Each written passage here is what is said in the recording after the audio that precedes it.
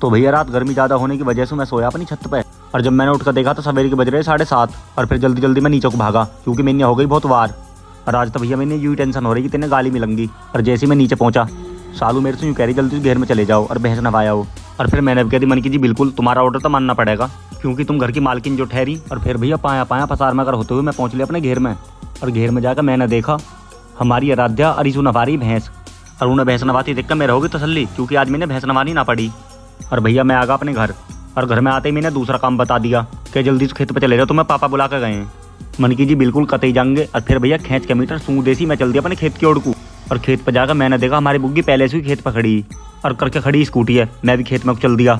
और भैया मैं कितनी जल्दी खेत में चले जाऊँ लेकिन मेरे ताऊ मेरे तो आगे ही मिलेंगे क्योंकि इनका बिल्कुल भी चैन ना है, परमानेंट खेत पे रह मैं, और घर में इनका बिल्कुल भी जीना लगता। और जैसे ही मैं खेत में पहुंचा मैंने देखा मेरे पापा मुंडासा मार के घास काटने पे लग रहे। और मौसी यूँ कह रहे हराम के चौदह कदी तो टाइम से उठ जाकर। मन की आज तो लेट होगा, कल तो टाइम से उठूंगा। और भैया इतना ही मेरे पापा ने बांध दी घास की गड्डी, और उठवा के घास की गड्डी मेरे सिर पर धरवा दी, और धर के घास की गड्डी है सिर पे। और भैया कूदता हुआ मैं चल दिया अपने बुग्गी की ओर को। और भैया ये जो घास काट रहे हैं हम अपने खेत में से काट रहे हैं, या बहाने से हमारा खेत भी साफ हो जाएगा और या हमारी भैंस भी खा लेगी। तो भैया अब सारे भाई मेरे फ्लॉप इंसान यूट्यूब चैनल है सब्सक्राइब कर दो, जिसका लिंक मैंने अपने बायो में दे रखा। और मेरी यह वीडियो ज़्यादा से ज़्यादा शेयर कर दो।